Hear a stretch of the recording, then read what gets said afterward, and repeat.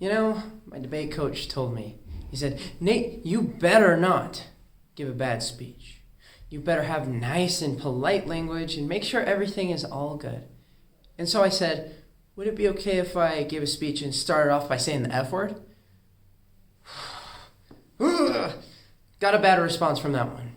So here I am, making my whole speech about the F word. See, the F word is something that we're so scared of. It's something that we really avoid. We do not want to let this slip. If you meet someone new, you never want to be the first person to say the F word. You're always waiting for them to say it, just hoping that you can let the F word slip after they've gone through the awkwardness of saying it first. A few years back, I made a key mistake. My speech president named Thomas was talking to me and I let it slip. I said, Thomas, you are a great friend. Friend? Yes, the F word is friend, because too often it seems that we're scared of using this word.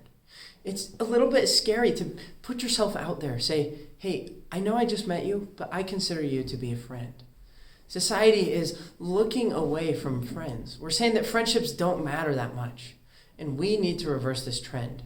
We need to encourage use of this F word. The idea of friendship is one that I hold very dear to me. And as society progresses, I find it imperative that we talk about it. And so let's talk about the F word, friend. First, we'll talk about how society is slowly but surely moving into its shell, accelerated by the COVID-19 pandemic response. After that, we'll go ahead and discuss this isolated society we've created. How does this society function? And finally, what we'll do is we'll discuss, how do we stop this? How do we reach out and be the first one to say, I'll be your friend. I'm here to help. First, what we ought to discuss is how society is rapidly isolating. We're moving into our shells and saying that we don't want to talk to people.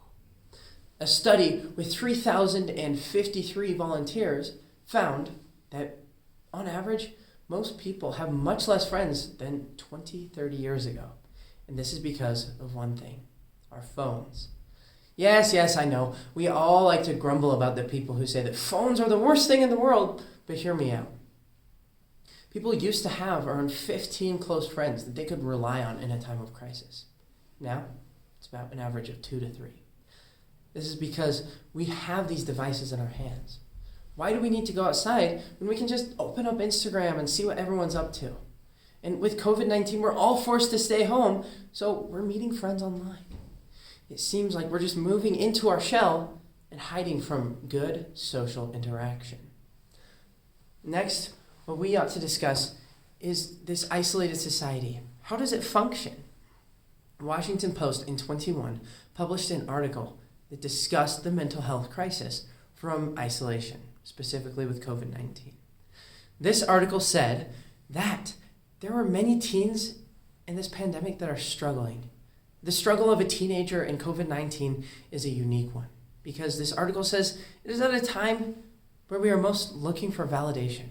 We're looking for friends, we're looking for teachers, we're looking for a connection. We're looking for a way to reach out to people, a way to let people know that we care, a way to let people know that we're struggling. And yet we do it from behind a screen. We do it from the laptop looking onto the Zoom call because we weren't able to go outside. And so Washington Post discussed the fact that this interrupted adolescence is severely harming for America's teens.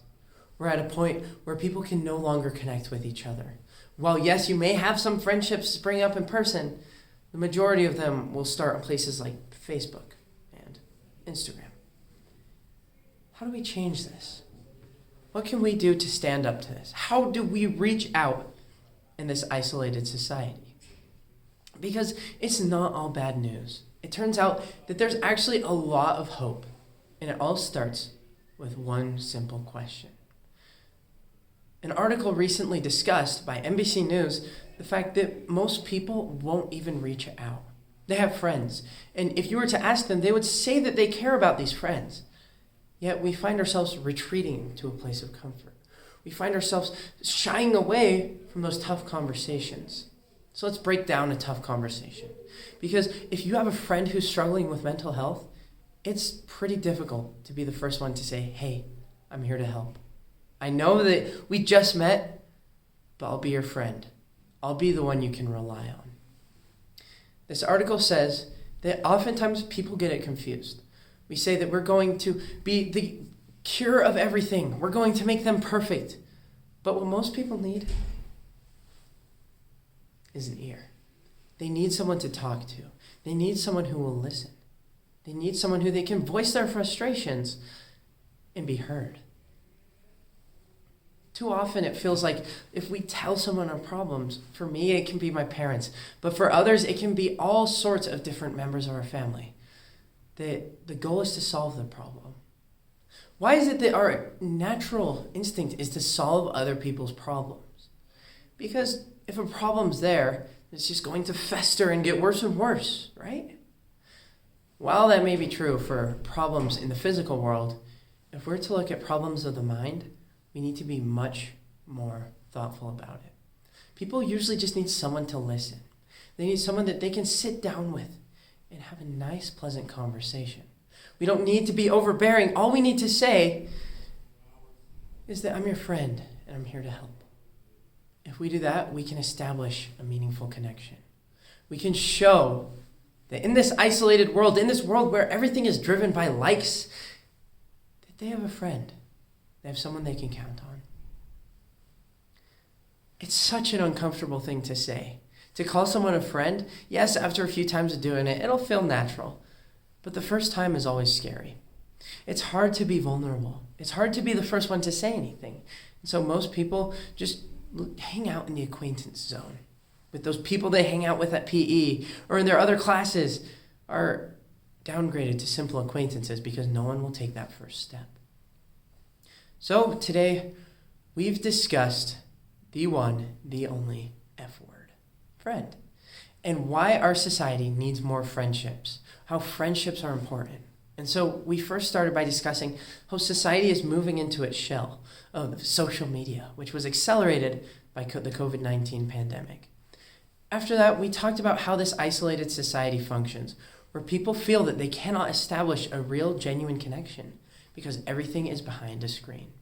And finally, we discussed how to reach out, how instead of being the perfect solver of every problem, what someone truly needs is a friend, someone who will listen, someone who will hear their problems.